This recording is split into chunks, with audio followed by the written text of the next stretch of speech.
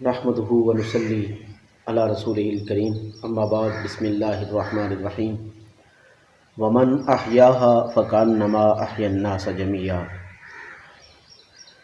ناظرین، آج جس اہم موضوع پر میں آپ احباب کی رہنمائی کرنا چاہتا ہوں وہ یہ ہے کہ ہم آج جس دور پرفتن سے گزر رہے ہیں، اس دور پرفتن میں ہمارے اوپر بالخصوص امت مسلمہ پوری دنیا میں زوال کا شکار ہے، اور ہمارے اوپر رب کے ناراضگی کے جو اثرات ہیں وہ منڈلا رہے ہیں۔ ہر طرف امت مسلمہ زوال کا شکار ہے، ہر طرف ہم پر کبھی آفتیں، کبھی سیلاب، کبھی زلزلے، کبھی کرونا وائرس، کبھی یہ جانوروں کی بیماری، بے شمار اس طرح کے واقعات سے ہم گزر رہے ہیں، اور ہم اس کے باوجود بھی ابھی تک ہوش کے ناخن نہیں لے رہے۔ دوستو، میں ان تمام تر جو چیزیں ہیں کہ ہم رب کی ناراضگی کا شکار ہیں، تو آخر کیوں؟ بہت سارے اسباب میں سے ایک بڑا سبب یہ بھی ہے کہ جب مسلمان دوسرے مسلمان کو ترجیح نہیں دیتا، اس کا احساس نہیں کرتا، جب ہم دوسرے کی عزت نہیں کرتے اور کسی دکھی انسان کا دکھ دور کرنے کی کوشش نہیں کرتے، کسی بے سہاروں کو سہارا نہیں دیتے، کسی پریشانی میں مبتلا شخص کی پریشانی کو دور کرنے کی کوشش نہیں کرتے، تو یقیناً ہم پر رب کی ناراضگی آتی ہے، رب ہم پر ناراض ہوتا ہے، کیونکہ یہ جو مخلوق ہے یہ اللہ کا کنبہ ہے۔ اللہ فرماتا ہے یہ میرا کنبہ ہے۔ جب ہم رب کے کنبے کے ساتھ حسن اخلاق سے پیش نہیں آتے، اس کا خیال نہیں رکھتے، اس کی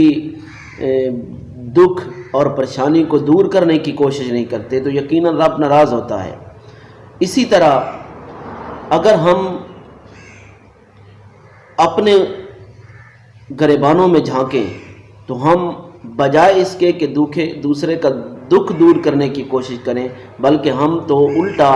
دوسروں کو دکھ دینے کی کوشش کرتے ہیں، دوسروں کو پریشان کرتے ہیں، دوسروں کو تکلیف دیتے ہیں، دوسروں کی عزت نفس کا خیال نہیں کرتے، دوسروں کی ہر حوالے سے ہم پوری کوشش میں ہوتے ہیں کہ ہم کسی نہ کسی طریقے سے ان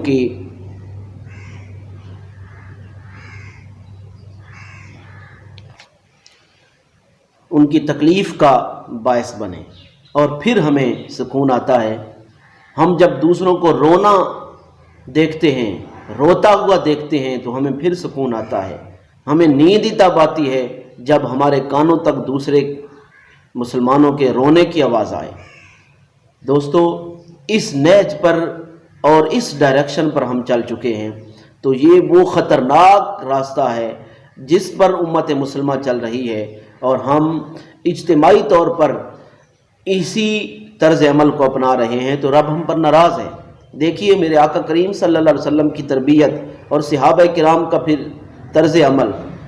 آپ نے بے شمار واقعات سنے ہیں صحابہ کرام رضوان اللہ تعالی علیہم اجمعین کے۔ وہ واقعہ جب حضور علیہ الصلوۃ والسلام کا ایک مہمان آیا مسجد نبوی میں، تو حضور علیہ الصلوۃ والسلام نے ازواج مطہرات کو پیغام بھجوایا کہ کچھ کھانے کے لیے گھر میں ہے، تو جواب ملا کہ اکثر حضور کے گھر میں کھجوریں ہوتی تھیں، اور کچھ نہ ہوتا تو کھجوریں اور پانی ہوتا تھا، مگر اس دن کھجوریں بھی نہ تھیں۔ تو میرے آقا نے صحابہ کرام کو فرمایا کوئی ہے جو میرے اس مہمان کو کھانا کھلائے؟ تو حضرت ابو طلحہ انصاری صحابی ہیں، وہ کھڑے ہوئے، یا رسول اللہ میں گھر لے جاتا ہوں۔ وہ گھر لے گئے اس مہمان کو، میرے آقا کریم صلی اللہ علیہ وسلم کا مہمان تھا۔ جب گھر گئے تو گھر میں بھی ان کے گھر میں بھی وہ بچوں کا جو تھوڑا سا راشن اور کھانا تیار پڑا تھا، اسی پر وہ مہمان کو بٹھا دیتے ہیں، بچوں کو سلا دیتے ہیں، اور اپنی بیوی کو کہتے ہیں کہ تم جب مہمان کھانا شروع کرنے لگے تو کسی بہانے دیا بجھا دینا، اور ہم بھی ساتھ بیٹھے رہیں گے، مہمان سمجھے گا کہ یہ کھانا کھا رہے ہیں اور ہم کھانا نہیں کھائیں گے، ہم بھوکے رہیں گے مگر حضور کے مہمان کو کھانا کھلا دیں گے۔ اسی طرح ہوا، تو وہ کھانے پر بیٹھے تو ان کی بیوی نے کسی طریقے سے دیا بجھا دیا، دیا بجھ گیا، تو کھانا کھاتے رہے، مہمان کھانا کھا کر چلے گئے۔ حضور علیہ الصلوۃ والسلام صبح ہوئی، حضور علیہ الصلوۃ والسلام کی بارگاہ میں جب صحابہ اکٹھے ہوئے تو میرے آقا کریم صلی اللہ علیہ وسلم نے فرمایا، رات جس جوڑے نے یعنی جس میاں بیوی نے جو ایثار کا ایک جذبہ دکھایا ہے اور جس طرح میرے مہمان کی خاطر تواضع کی ہے، اللہ اس پر مسکرا رہا ہے۔